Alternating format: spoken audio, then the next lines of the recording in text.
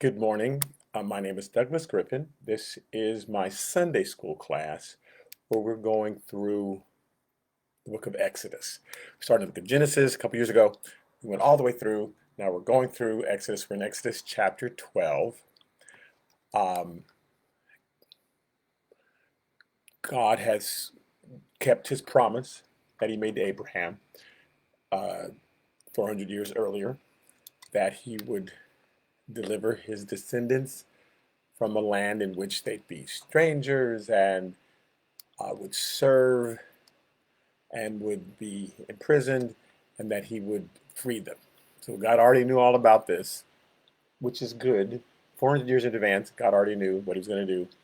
That gives me, like, oh, the thing I'm facing today, God already knew it at least 400 years in advance, probably thousands of years in advance, millions of years in advance, because he sees all times at once. So God can see 5,000 years ahead in the future, 5,000 years ahead in the past. You know that wheel that Ezekiel saw, a wheel, and God's just looking at all these different timelines, sees them all at once.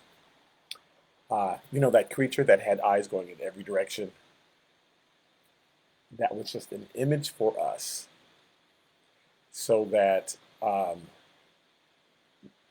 we can see how God can go in all directions at once and see all things at once. That was just an image. It was a visual aid. So God sees all these things at the same time. I always have him turning his head, but God doesn't have to turn his head. Anyway, so God knows what's happening today. He's already got the plan for it. Whatever you're going through, God knew about it, has already set the plan in motion to fix it. So he's keeping his promise, but he's accomplishing a couple things at once. One of the things he's accomplishing is to um, make things so bad for the children of Israel that they'll finally want to leave. It's not Egypt that they were upset about. It was the bondage. They liked Egypt. That's why they kept trying to go back once he let them out. We should have stayed in Egypt because they lived in the best part of Egypt. It was the bondage they didn't like. So God, let me say that open Exodus. Yes, thank you. So God had to make things so bad that they would finally want to leave, which is a shame that he had to do that, but he had to do that. And also Pharaoh, he's working on Pharaoh because to give an example to the world, because God is kind of introducing himself to the world. Hi, now that my people are finally a nation, I'm going to show you how I interact with them. So, and I'm choosing this nation so that you will choose me. You'll understand I'm God. These other things that you're worshiping are not God. So I'm going to deliver this people. I'm going to fight their battles and do all this for them. So you know, well, their God is better than our God because our God don't do nothing, right? That must not really be a God. They've got the real God. And then he's using Pharaoh like, and if you go against this God, good morning, go against this God, then look what will happen to you. This is Pharaoh's challenging God. So I'm rescuing the people. I'm also exalting Pharaoh so that when he challenges me, everybody will see the folly of challenging God. Okay, so the 9 plagues have happened. The 9th one is still going on when it bleeds into the 10th. And the 10th one, as I've said before, is more of a judgment than a consequence.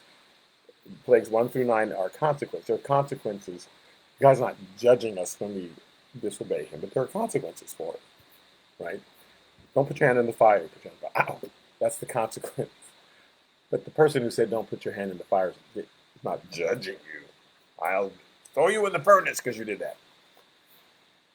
Number 10 is judgment. I've given you 9 chances and consequences to recognize I'm God, and now I'm passing my judgment. Now here are the consequences. So I always likened it to the teacher gives you tests. And then if you fail the class, at the end you get your report card, which is your judgment. Here's the judgment. So, plague 9, which is the consequence, which is darkness, leads right into 10. It's dark, it's dark, it's dark, and then suddenly, oh, what just happened? Okay, so Exodus chapter 12, verse 29. This is our fourth time in Exodus chapter 12. We're almost done with it. There'll be one more, and then we'll be done with chapter 12. So, chapter 12, verse 29 says, "And it came to pass at midnight that the Lord struck all the firstborn of the land of Egypt." I think that this is now midnight of the 15th, because it always goes night, then day. It's night, then day, right?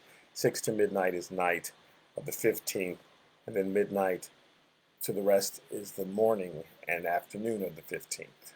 So at midnight on the 15th, which is before the, right, before the morning, it says, "It came to pass at midnight that the Lord struck all the firstborn of the land of Egypt." So it's been dark. And then suddenly this happens. And the dark was so thick, it's like people could feel it.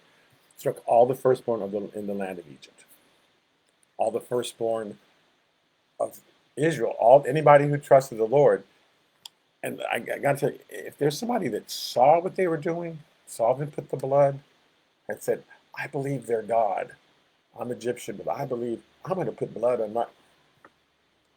They got passed over too. Those people didn't believe.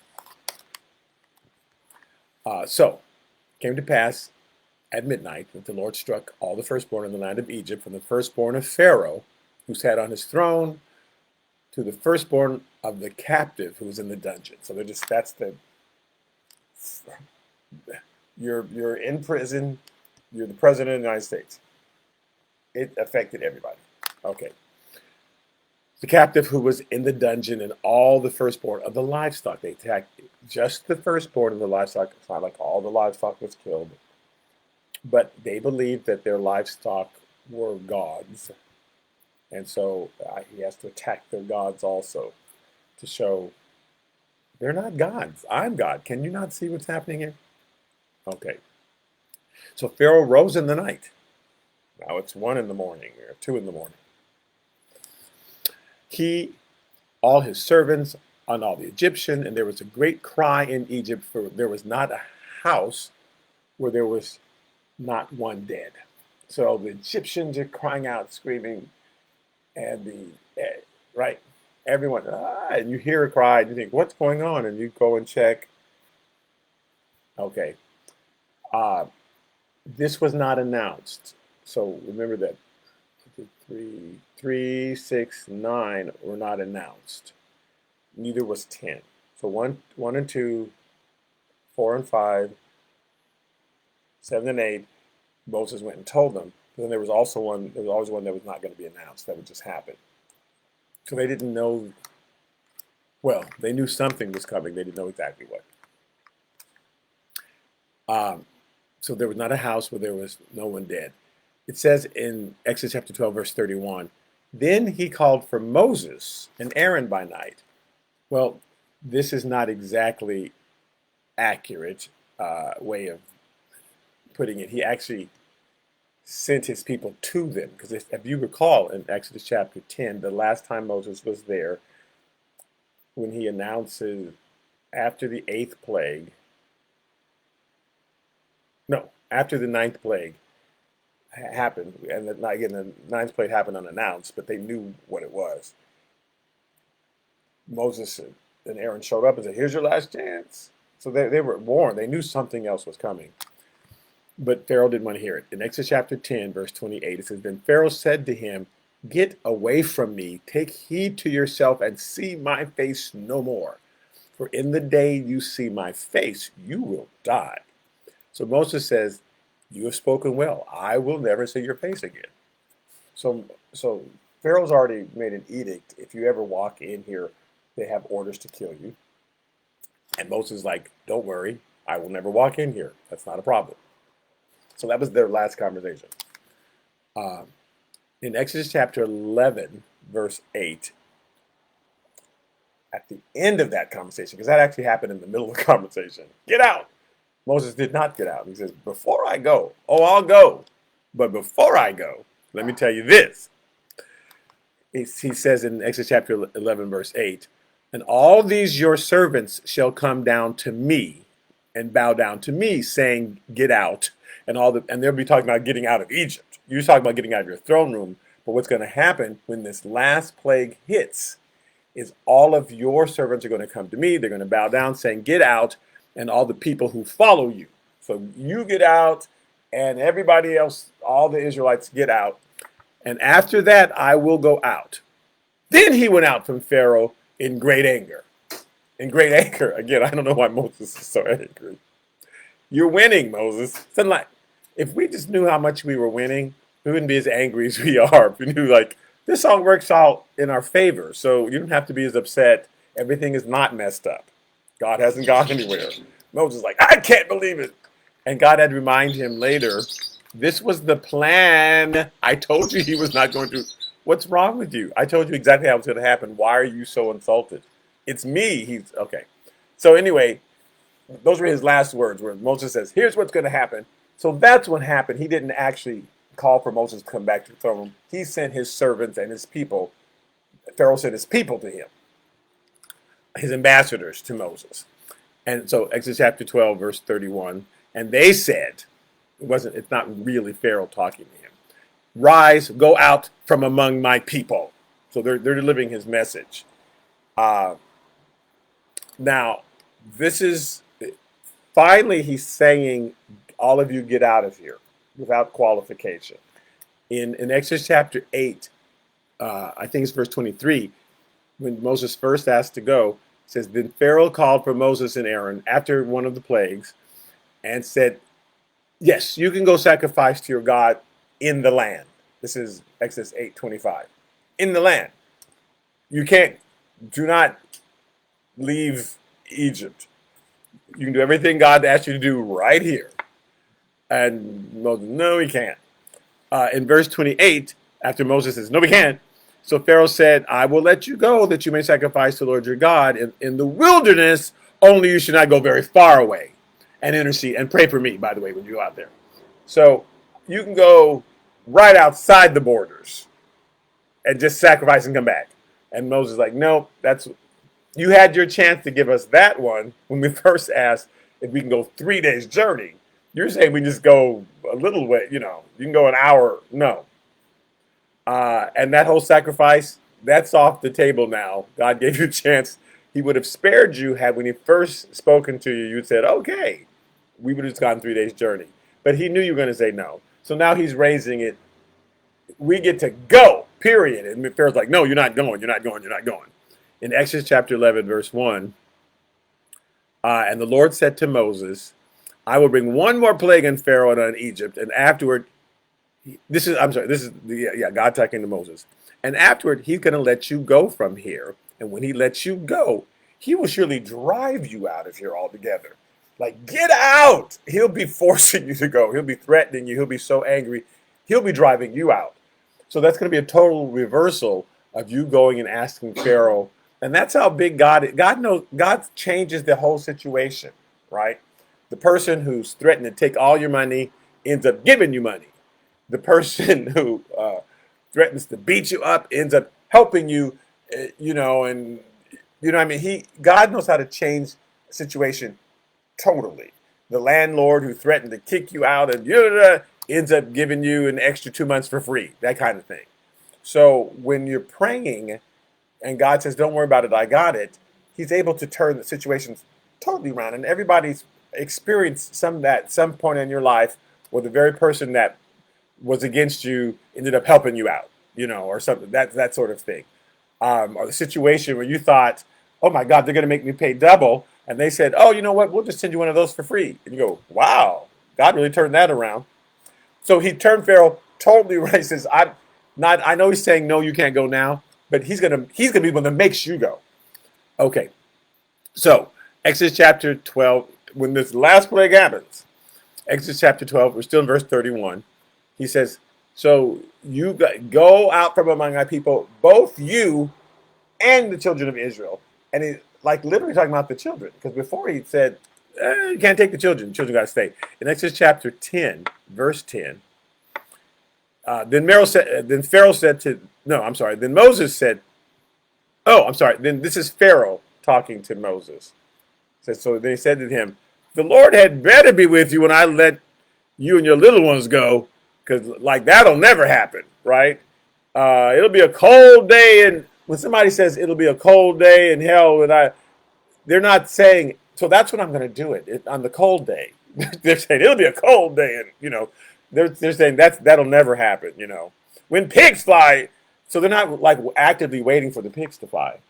So when he says the Lord had better be with you when I let your little ones go, he's being facetious. Like there better be some sort of God with you. He says, beware, for evil is ahead of you. Like that'll be a terrible. It's not going to happen. You better have somebody with you if that's going to happen. So he says, not so. Go now, you who are men, and serve the Lord, for that is what you desire. So the men can go, women have to stay, children have to stay. And they were driven out from Pharaoh's presence. So, yes, you can go, but only the men. Children have to stay. So now he's saying, yes, you and the children. Verse 12, this is still verse 31. He says, and go and serve the Lord as you have said.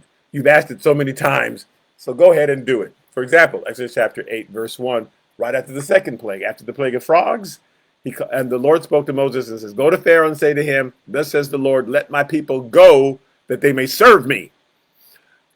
And the problem is they were serving the Egyptian gods. They had been there for a couple hundred years, and they had gotten used to the Egyptian gods. They hadn't heard from God, because they hadn't spoken to him. Not because God was on vacation or having his nails done, but because they didn't call on him. They had all these other gods that really weren't gods to learn about and deal with, and that's where their focus was. And that happens to us. There's so many other things that get in our way that we're concerned with during the day. We forget to talk to God. So they haven't talked to God in a long time.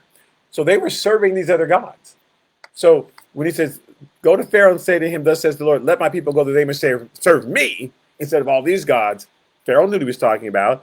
After the third plague of lice, again, that whole serve me thing in Exodus chapter 8, verse 20, and the Lord said to Moses, rise early in the morning and stand before Pharaoh as he comes out of the water.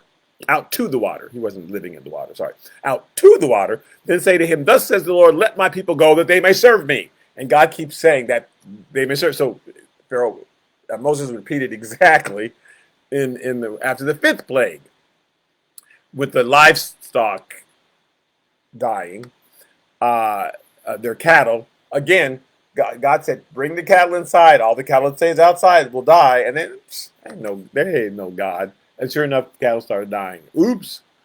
So after that, Exodus 9:1, then the Lord said to Moses, go into Pharaoh and tell him, thus says the Lord God of the Hebrews, let my people go that they may serve me.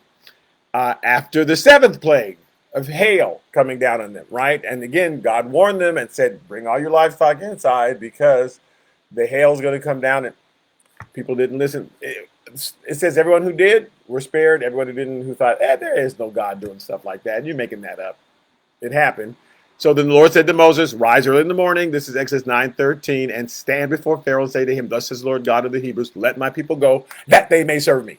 So at least on four different occasions, he repeated the exact same thing to Pharaoh. That's why Pharaoh said, yes, go, you and your children, and serve the Lord as you have said, as you just keep saying. Yes, so serve the Lord. You can do that. You don't have to serve our gods anymore. Just get out. Exodus chapter 12, verse 32. Also, this is Pharaoh sending this message. Again, Pharaoh's not standing there. He's sending this message. Also, take your flocks and your herds, as you have said, and be gone, and bless me also. If you're going to go out there and pray to your God, maybe your God will bless me too. I've given you so many chances.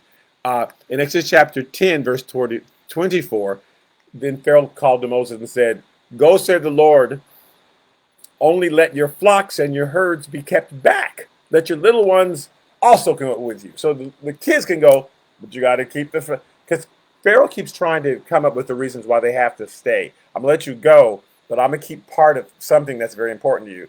Because they can't go without their cattle and all that stuff and their sheep, and they have to eat, and this is what they do, how they make a living. And so Pharaoh knows you'll have to come back. So yeah, you can go. Just keep your flocks here. So now he's saying, okay, let's be specific. You go, get out of this land, go to that land, go serve that God, take your children, take your flocks, just go. You can, I agree to everything that I didn't think I was going to agree to.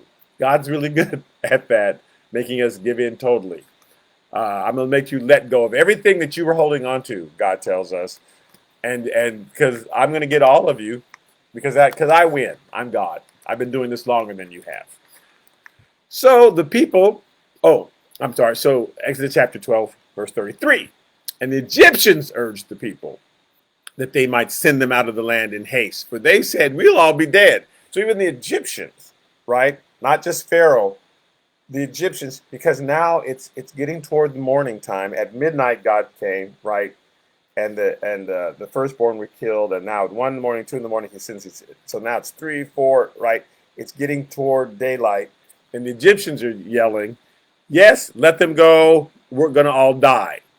So the people took their dough, verse 34 in Exodus chapter 12. So the people took their dough before it was leavened, because remember God said, don't use any leaven. So they didn't give anyone a chance to even try that. They had their meal. The bread that would have been baking with the leaven in it so that it could rise for the next day, that hadn't got a chance to happen yet. Because God told them not to do it anyway, but some of them were going to try, because you know how we are. So they took the dough before it was leavened, because people are screaming, get out!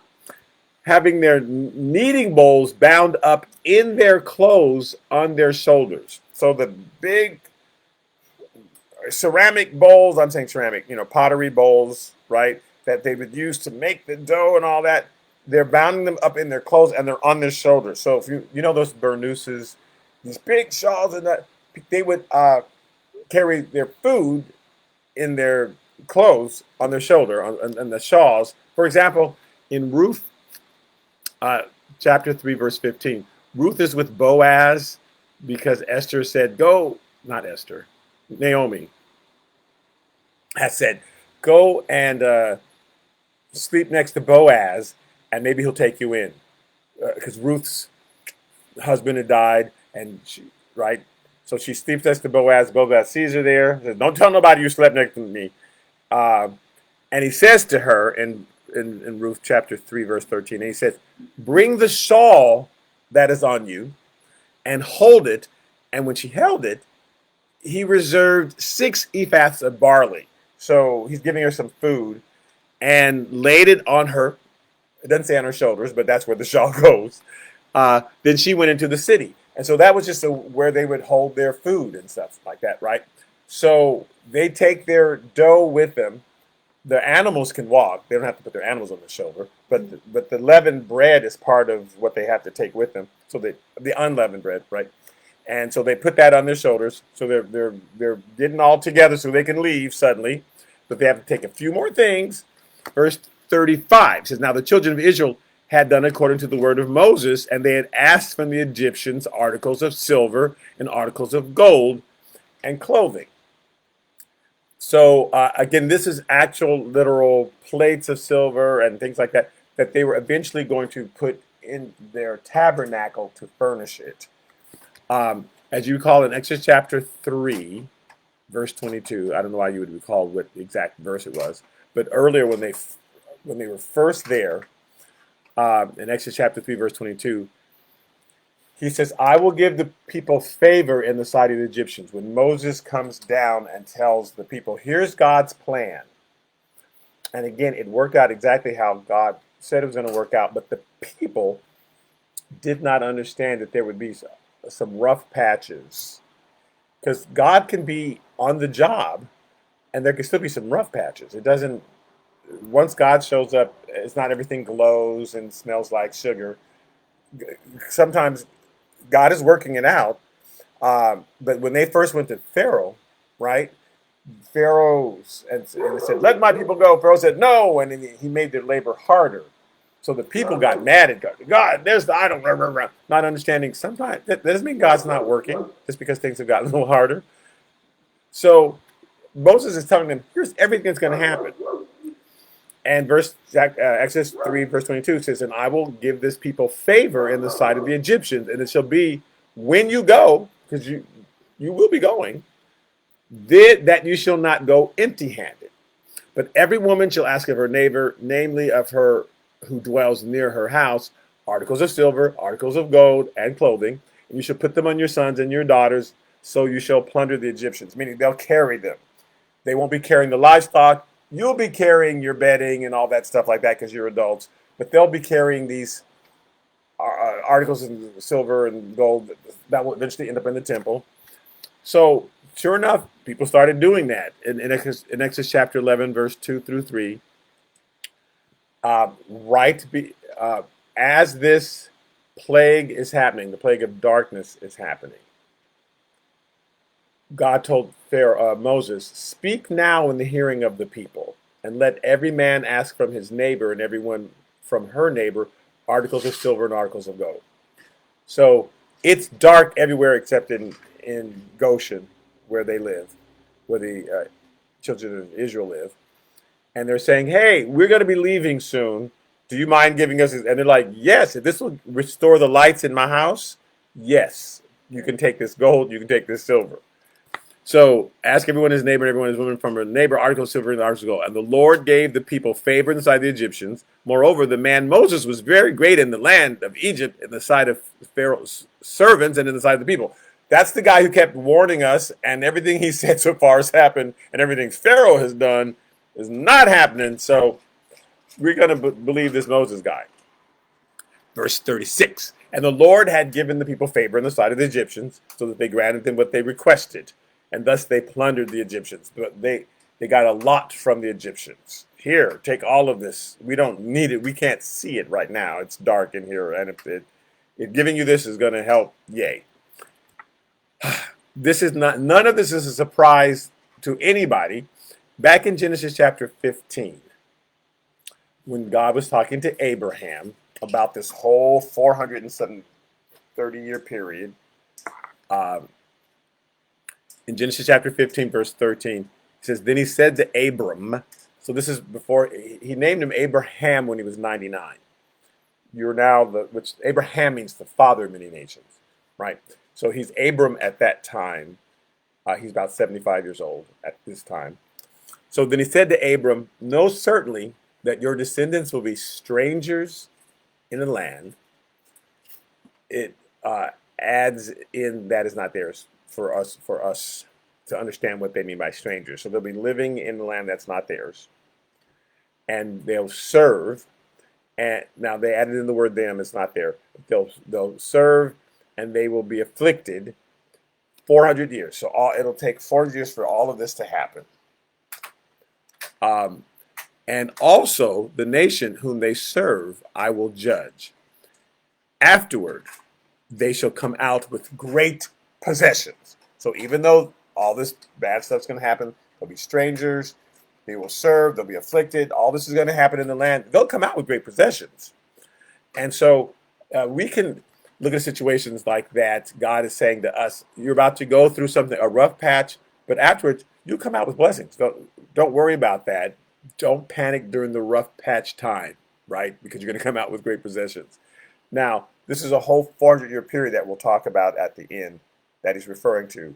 But at the end of it, so them leaving with all this gold and silver, and God didn't say, because they'll ask their neighbors for gold and silver, God didn't tell Abraham exactly how it was going to work out, because it's like, don't worry about it. When you get to that point, I will tell your descendants what's going on. And it actually will be, okay, I'll explain why there's sometimes God says 400 and why the Bible says 430.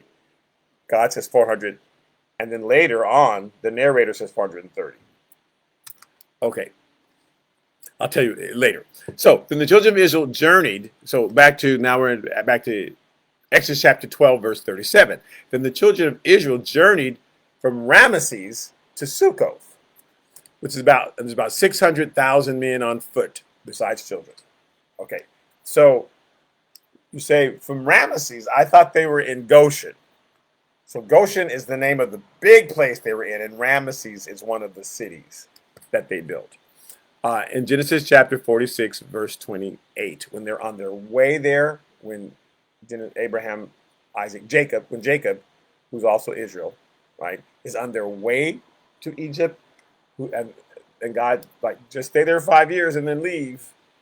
But they weren't going to leave because they loved it. Like, this, we're not leaving from here. Okay, you're staying in Egypt. Good luck with that. So when they're on their way there, Jacob, it says, then Jacob sent Judah before him to Joseph, right? Joseph's the one that, the son who they thought they had killed, and God sent him before them to Egypt. So when they got there, he was ready to feed them and bless them. So, and Joseph says, come on down. You might as well live here. There's 5 more years. But then they stayed. Well, bless their heart. Okay. So they said he sent Judah before Joseph to point out before him the way to Goshen, because that's where Joseph said, meet us in Goshen. And they came to the land of Goshen. Now, we just read they left from Ramesses. So explain, Lucy. In Genesis chapter 47, verse 11, and Joseph situated his father and his brothers and gave them a possession in the land of Egypt, in the best of the land of Ramesses. So that's like the city in Goshen, as Pharaoh had commanded. Exodus chapter 1, verse 11. So then this new Pharaoh shows up, who does not know Joseph. And actually, the Egyptians retook power, right? The king that had been in Egypt when Joseph got there was not Egyptian. These Assyrians had invaded Egypt during this time. Now the Egyptians were back in power. It's like, I don't know you. So it says in Exodus chapter 1, verse 11, therefore, they set taskmasters over them to afflict them with their burdens, and they built for Pharaoh supply cities, Pithom and Ramesses. So we're going to turn this area where you're living into a huge warehouse, the city that you're living in, that you've chosen to live in the land of Goshen, and you're going to store up supplies, and we're putting you to work. So that's what they were doing. So this city became a work city for them. So this is the city, although they lived all over Goshen, this was the main city. And they're saying, let's just meet here in the city of Ramesses, and we'll go from here to Sukkoth. In Exodus chapter 13, though, verse 20, it says, so they took their journey from Sukkoth and camped in Etham. So that was the next place. They went from Ramesses to Sukkoth. They stayed there for the night. From Sukkoth, they went to Etham at the edge of the wilderness. I will tell you one thing, just so that when we get there, it's in your head. God's sending them east and then south. Now, they're supposed to go east and then north, but he sends them east and then he sends them south. And Pharaoh gets word, and then he sends them back north. And Pharaoh's like, they're lost. They don't know what they're doing. This is my chance. And that's the very thing that draws Pharaoh out to go attack them later. Even though he says, you can go, they go this odd route that God sends them on purpose because he knows Pharaoh's going to chase after them. And so, sure enough, Pharaoh's like, even though all this horrible stuff, and your God is clearly greater than our gods, Pharaoh forgot. Wait, maybe their God doesn't. People just forget. We just forget. It's so interesting. So anyway, all right. So, but the first place they went was from Ramesses to Sukkoth. They were there that first night. I do kind of want to go over these just so they're in our heads as we're reading through Exodus, so we get it. In Numbers chapter 33, verse 1 through 8, they define their whole journey once they leave. So it says, these are the journeys of the children of Israel who went out of the land of Egypt by their armies under the hand of Moses and Aaron. So Moses and Aaron leading them out. Now Moses wrote down the starting points of their journeys at the command of the Lord. God said, write all this down. I will tell you that a lot of the Jewish writers kind of invented written history as far as recording everything. And this person begat this person, and this was their son. And there were historians who would come and write major events. But God had them writing everything down. They don't know, like, why am I writing all this down? Like, you didn't necessarily write down everything you did yesterday. You think, why would I write down everything I did? Okay, I went to the bathroom, and then I got a carrot, and then I did this.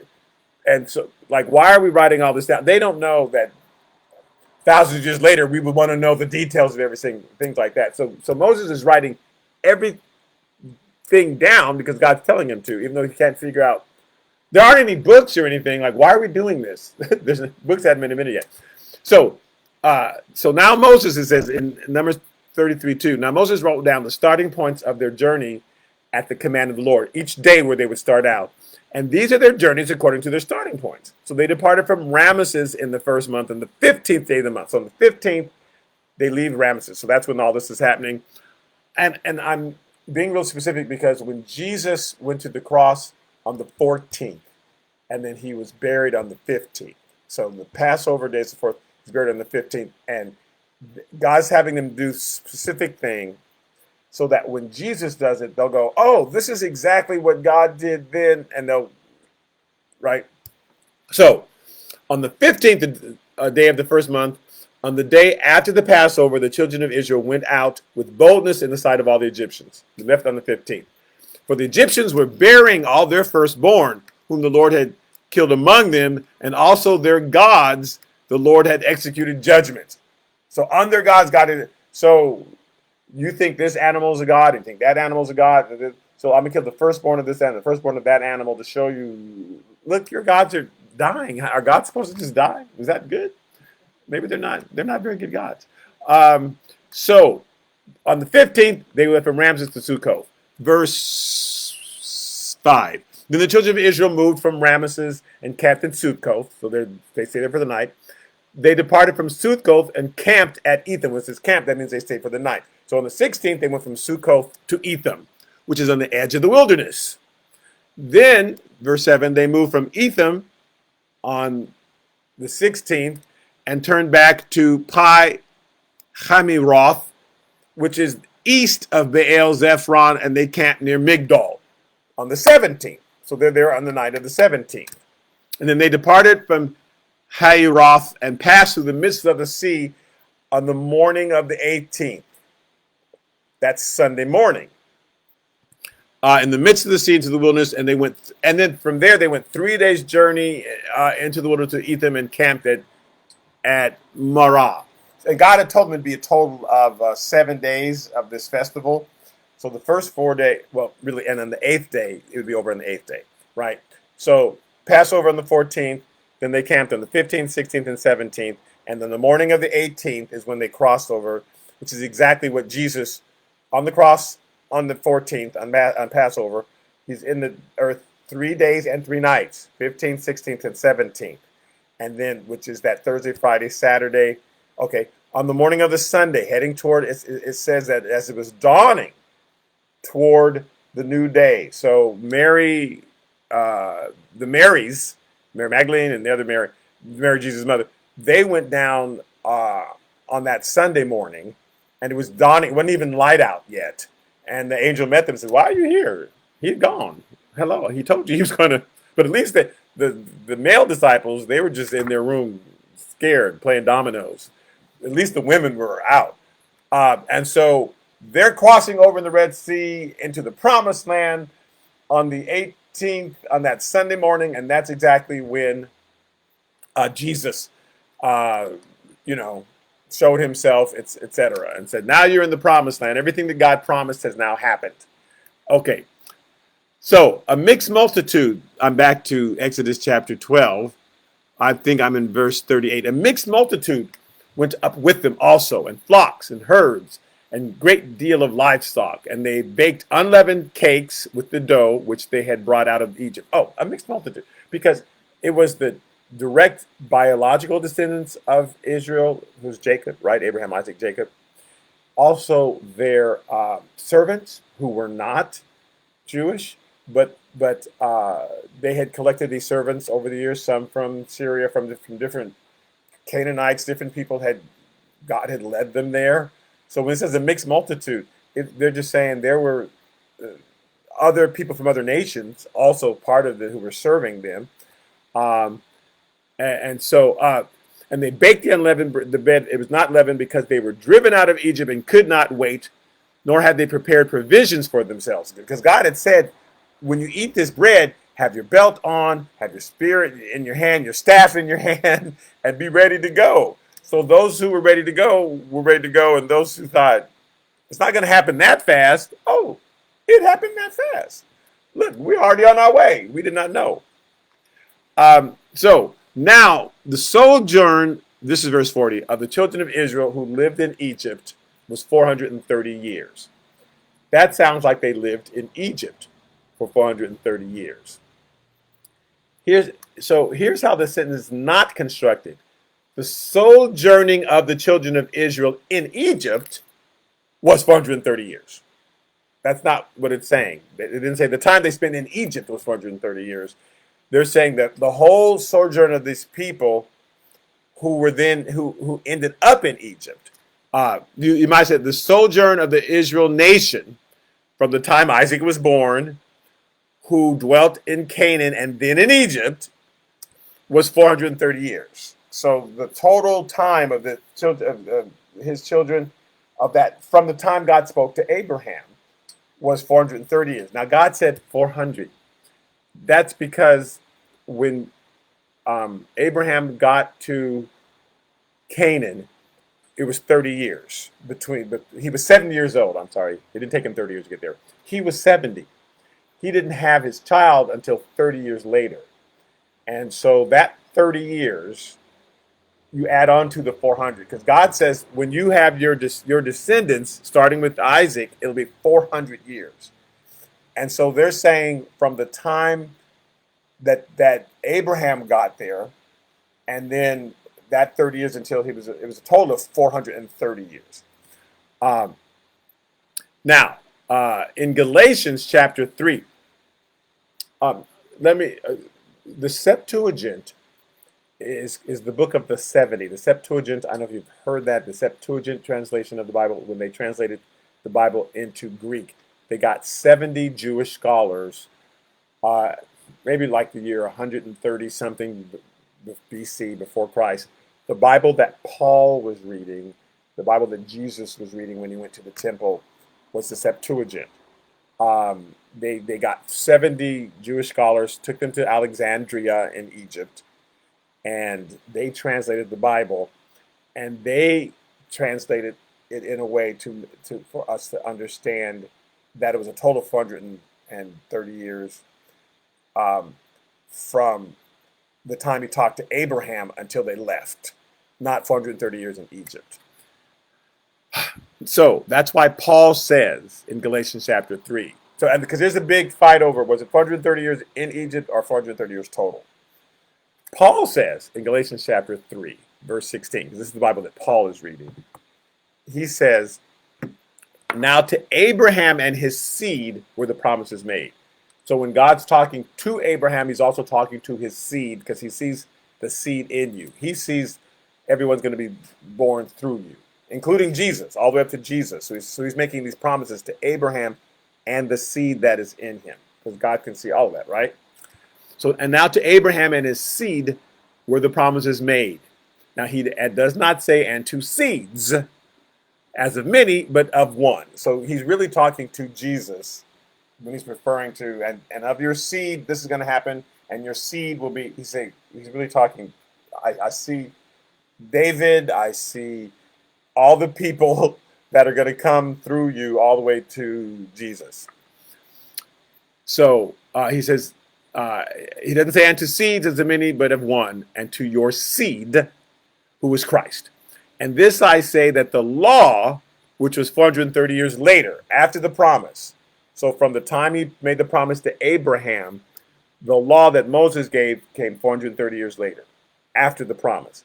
So Abraham describes it, Paul describes it, he agrees with the Septuagint, that from the time of the promise to the time of the law was 430 years. So he reckons it from Abraham until Moses is 430 years, as opposed to the 430 years happening because he would have said from the time they got to Egypt unto the law was 430 years. But he says from the time of the promise to the law, 430 years. And it cannot annul, so the law, which is 430 years later, cannot annul the covenant that was confirmed before by God in Christ. So that doesn't change. He says the law doesn't change the original promise that he made to Abraham, even because the law came 430 years after that promise to Abraham. The law can't annul that. The covenant was confirmed before God in Christ, that it should make the promise of no effect. So the law was given to keep them on track so that they don't screw up so badly that they can't fulfill what they're supposed to do in order to, so the promises that were made to Abraham will actually happen.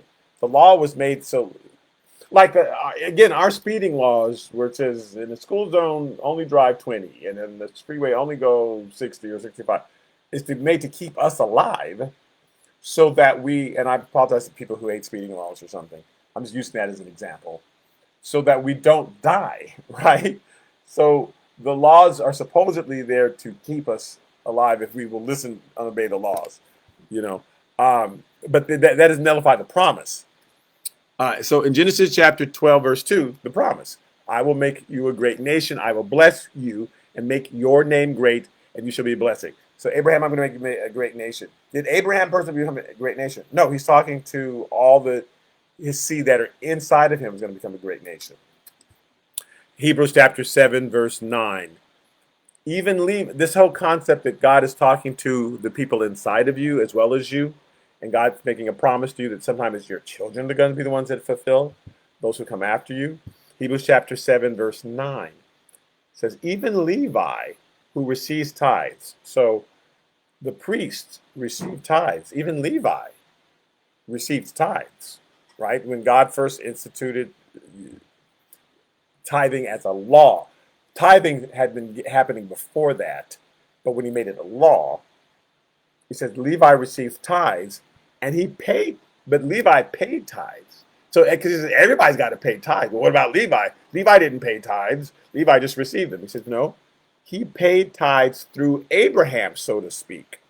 For he was still in the loins of his father when Melchizedek met him. Because Abraham meets Melchizedek and pays tithes to him. And so Paul is, the writer of Hebrews, is saying that Levi was in Abraham, even though it was 430 years later, when Abraham paid tithes. God reckoned it that way. And again, so that's the whole concept of I'm making this promise to you and your seed, because I see your seed. I see what's going to happen 430 years from now. So I'm telling you all these things are going to happen. I already see it. You just have to trust me. So that's our thing with God. He sees tomorrow. God says, I want you to go and do this and give that person a piece of pie. I'm making that up. Well, I already see how they're going to react, and that later you're going to be on the road and your car has a flat tire. That person you gave that piece of pie to is going to drive by and go, oh, I remember that person gave me a piece of pie. And they're going to help you fix your flat tire, right? I already see how this is going to happen. You don't see, but I see in the end. So I'm going to bless you. If you give that person that pie, you'll be blessed. How's that? They're the one getting blessed. They got the pie. No, you don't see the thing way down the road that's going to happen as a result of it. God does.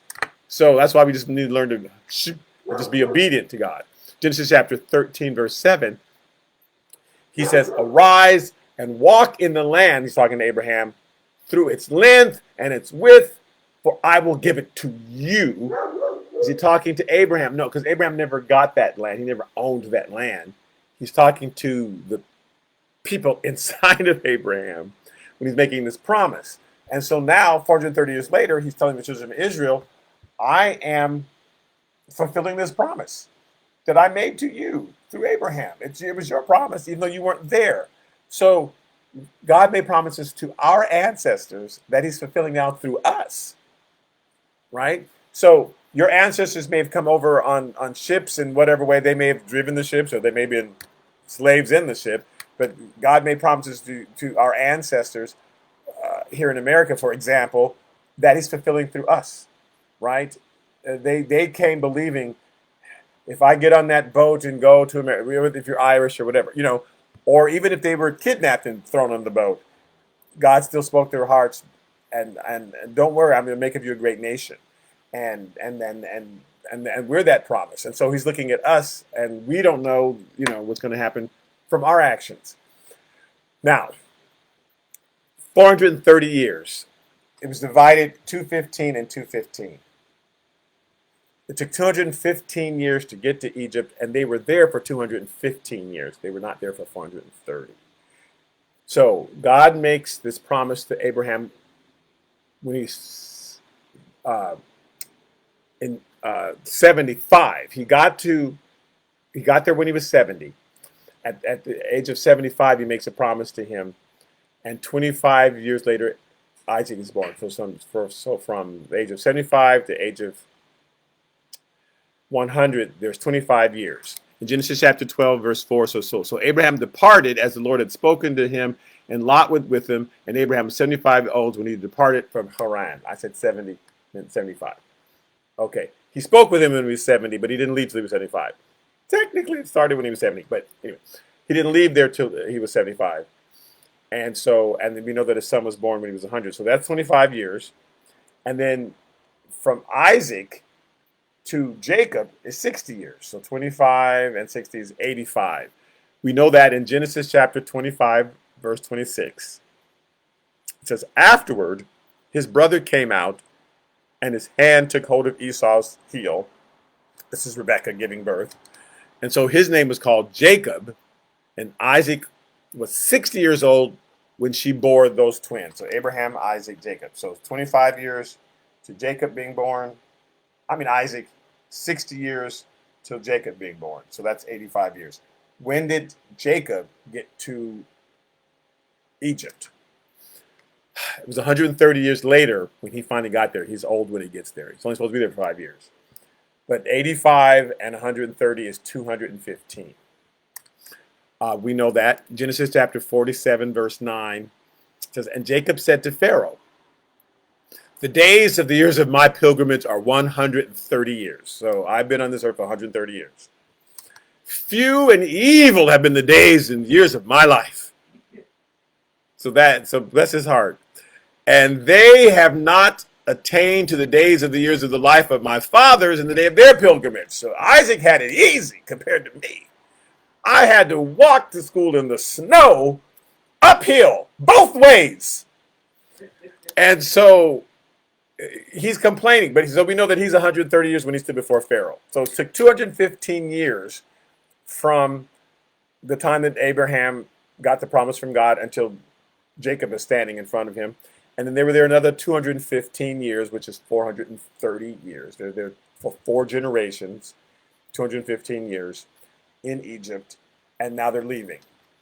Here's what it says, verse 41 of chapter 12, Exodus chapter 12, and I'm almost done. And it came to pass at the end of the 430 years. On that very same day, it came to pass. So they're saying that the very same day that God first promised it to Abraham, it's exactly 430 years later that they're leaving.